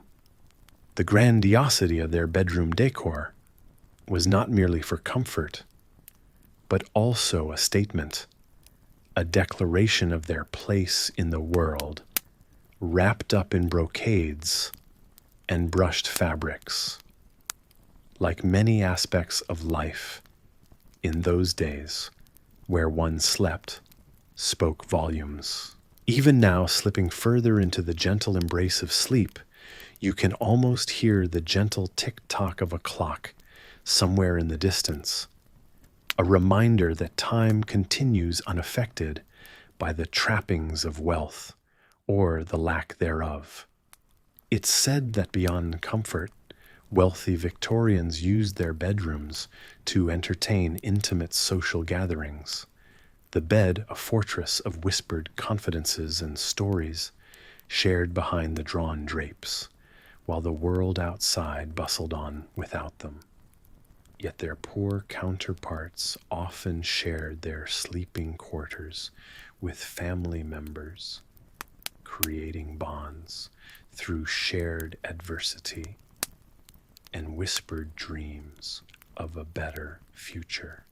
The question of how much these different experiences colored the lives and perspectives of the people living them is one that will perhaps never be fully answered. Some historians even debate whether the separation of wealth in those beds could contribute to tensions simmering beneath Victorian society's surface, hidden under the same heavy curtains now falling asleep beside you.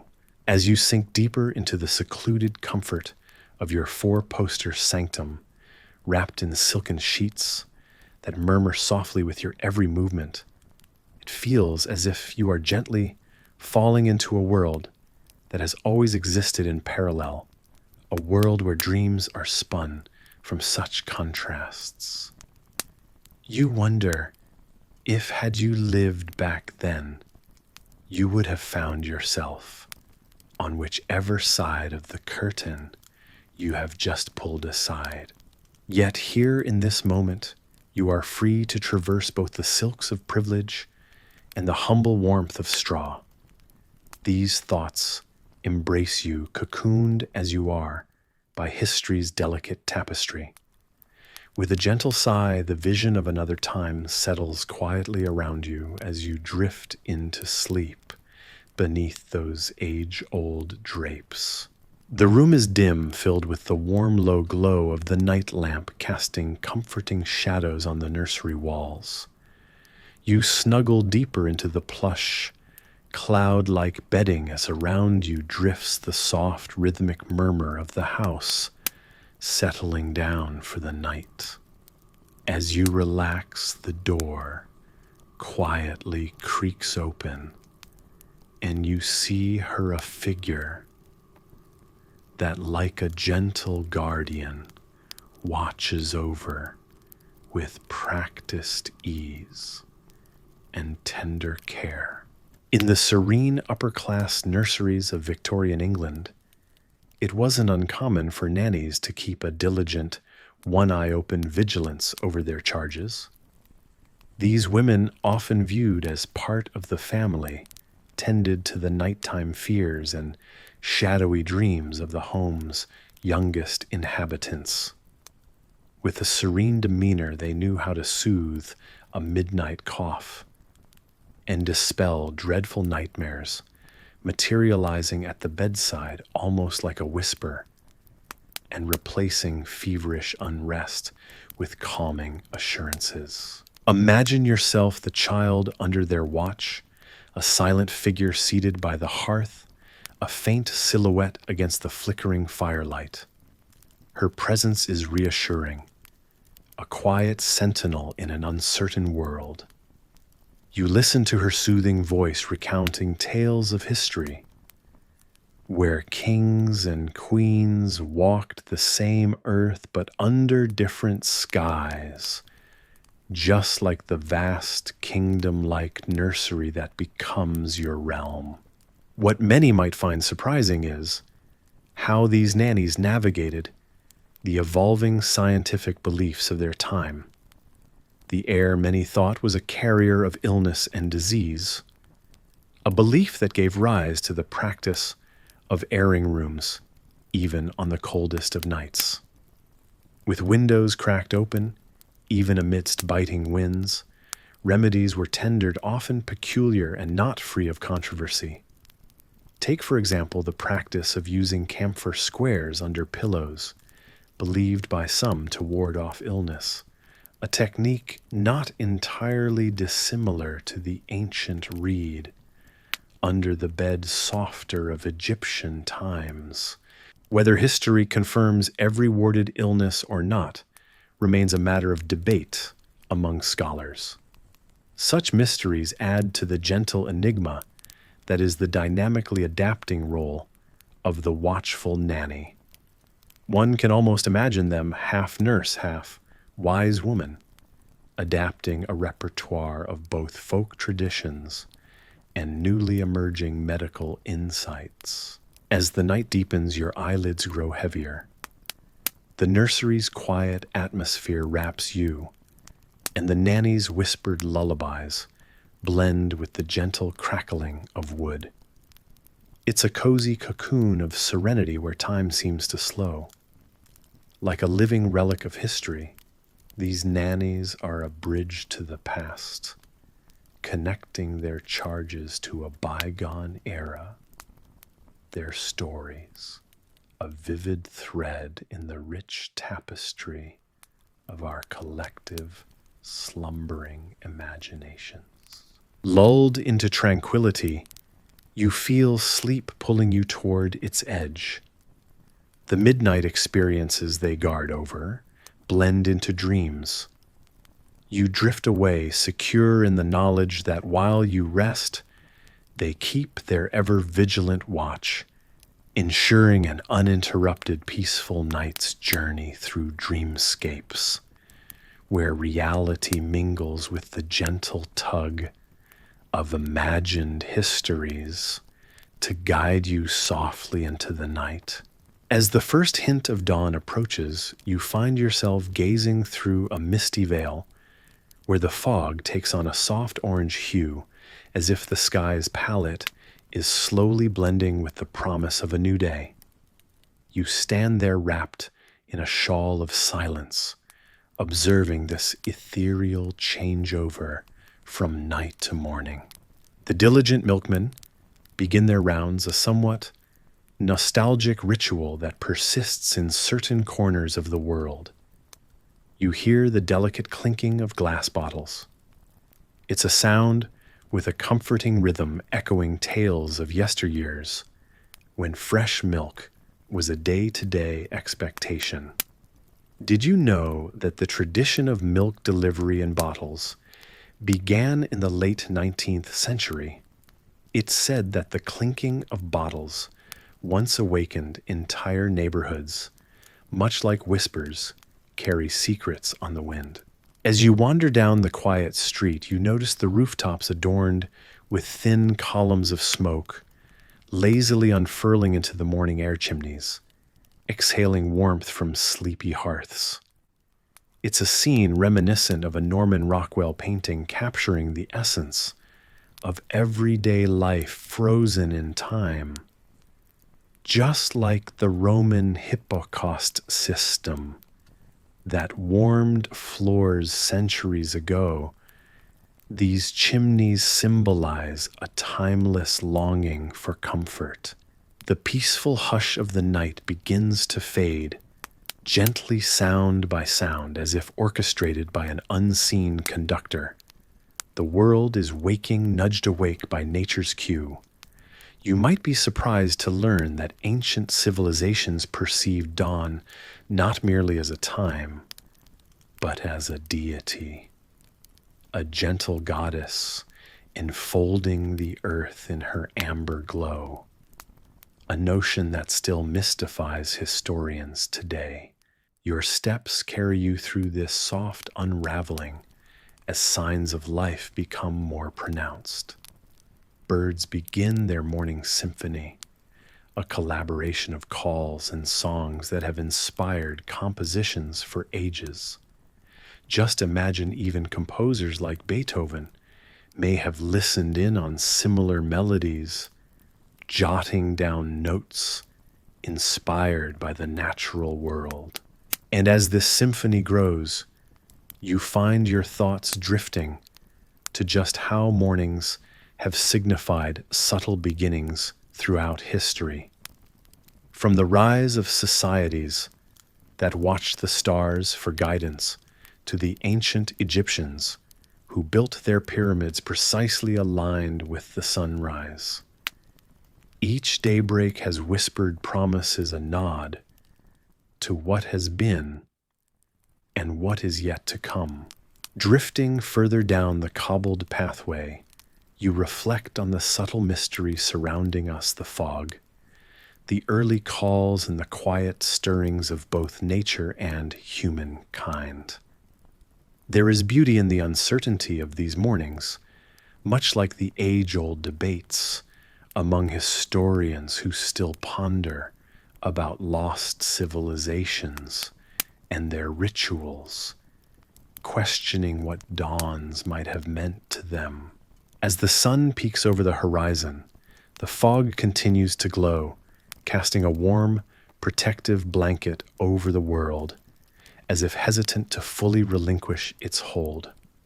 You know that within an hour, maybe two, the streets will be alive with a different kind of energy, bustling and vibrant in stark contrast to this gentle whisper. In this moment, between dreams and reality, you carry a piece of this timeless morning with you, a mosaic of past and present interwoven with the fog's gentle embrace and the chimney's quiet sighs.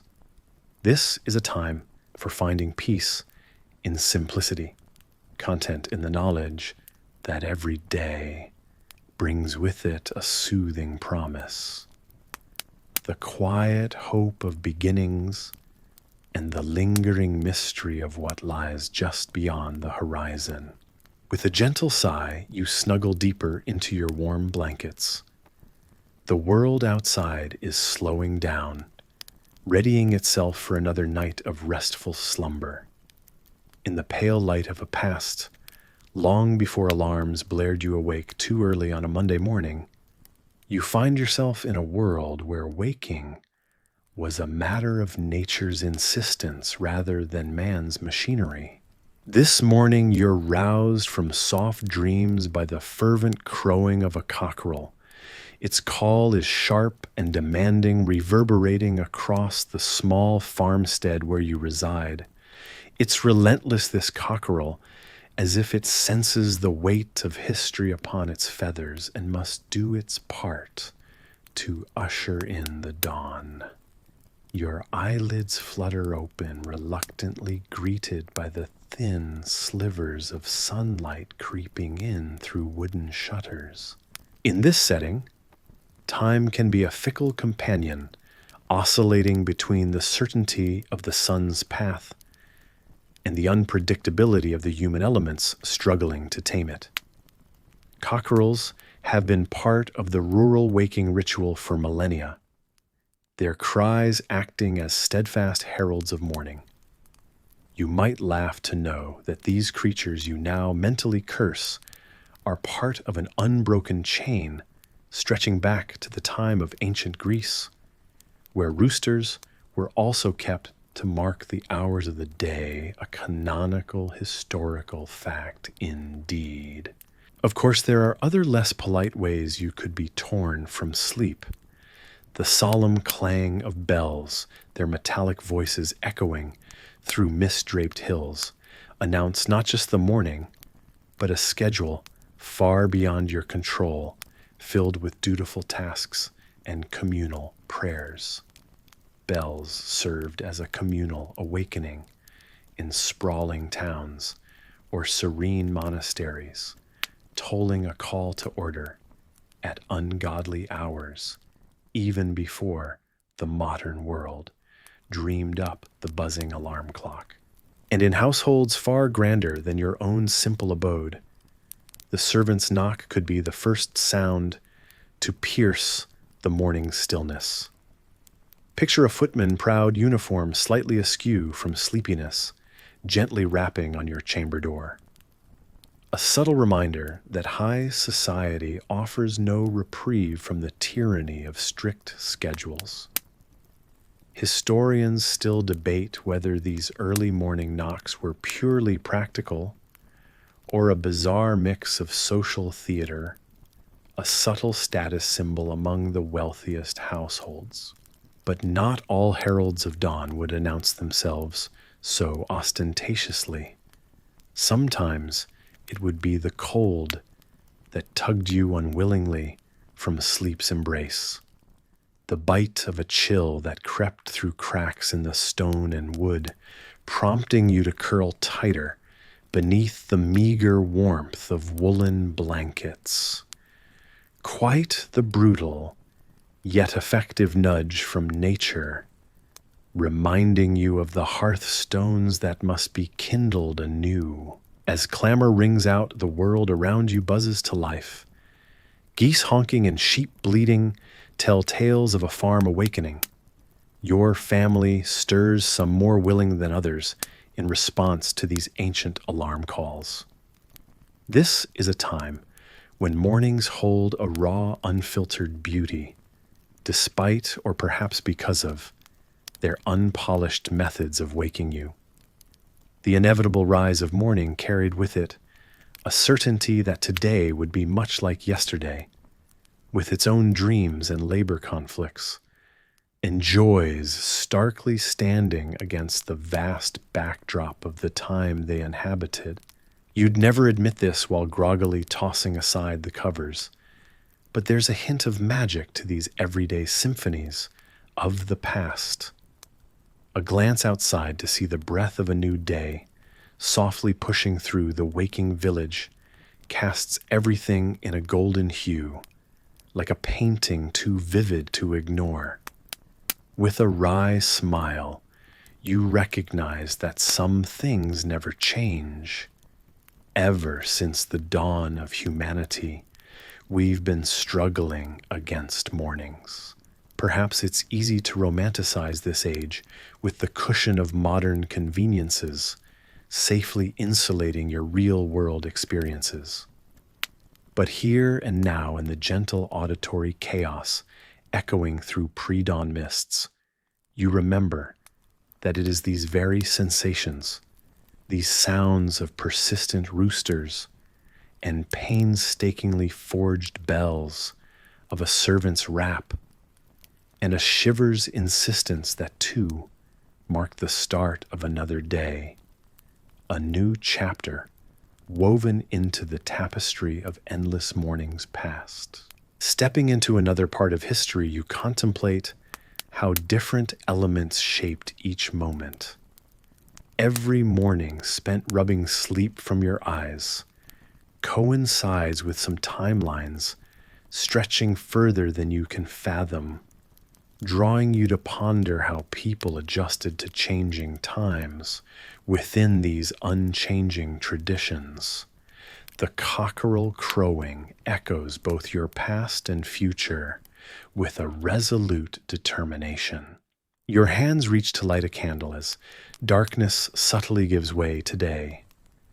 You savor even for a fleeting second the luxury of waking naturally, without an impersonal electronic beep startling your senses. But a sneaky little thought lingers at the back of your mind, a cheeky reminder that you probably wouldn't survive this out in the real world without your trusty snooze button. Funny how centuries pass, and yet the human distaste for mornings remains a delightful constant. And so the day commences with history, guiding your footsteps, weaving you into its everlasting fabric, reminding you of the intertwining simplicity and complexity that have always defined life. As the cockerel's final call fades, you smile slightly, ready to lend your own spin to this age-old dance of dawn, a morning person perhaps against your better judgment, but a willing participant nonetheless in humanity's eternal routine. Now, centuries later, you imagine the hearth's glow softly casting its warm light across a room that feels as familiar as it does distant. The crackle of the fire punctuates the gentle rustle of linen, the sound a soothing symphony for the sleepless. You can almost feel the weight of the heavy blankets, each fold tenderly draping over you, as if they remember the countless nights they've held you through dreams both sweet and strange. The room is quiet, save for the occasional pop of the wood in the hearth. The walls seem to hold a memory of laughter and whispered conversations of tales told under starry nights, their echoes threading through the warmth as the firelight flickers shadows that dance lazily on the stone. It's here in this quiet sanctuary that history cradles you, bringing a sense of peace that transcends the centuries. As you lay in this imagined space, the world outside fades to a gentle murmur.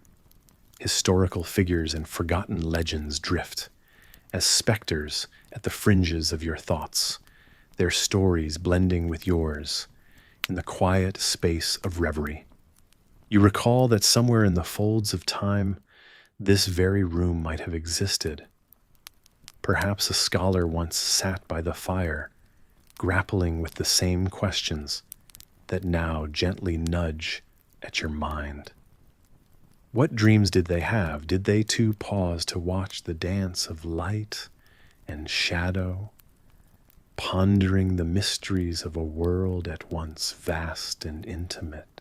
The tick of a distant clock, was it there all along, or only imagined marks the passage of seconds that now blend seamlessly into the greater continuum?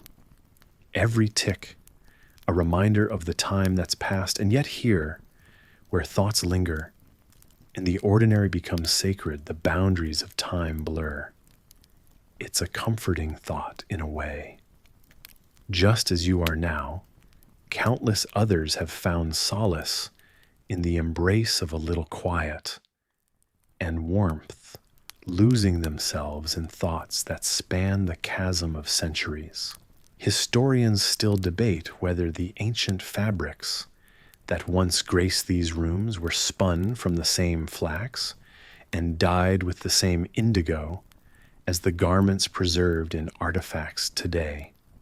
What they do agree upon, though, is the craftsmanship, the way each fiber was woven with care to protect those within from the chill of the night. Such simple, everyday things, yet so essential, their presence bound to the physical world in which they once were treasured. Your eyes begin to grow heavy in this peaceful narrative. Perhaps it's the rhythm of the fire's soft exhalation, or the imagined rustle that lulls you into a slower, deeper state of ease. The room dims further as your mind drifts. History in all its grandiosity and gravity becomes a gentle current.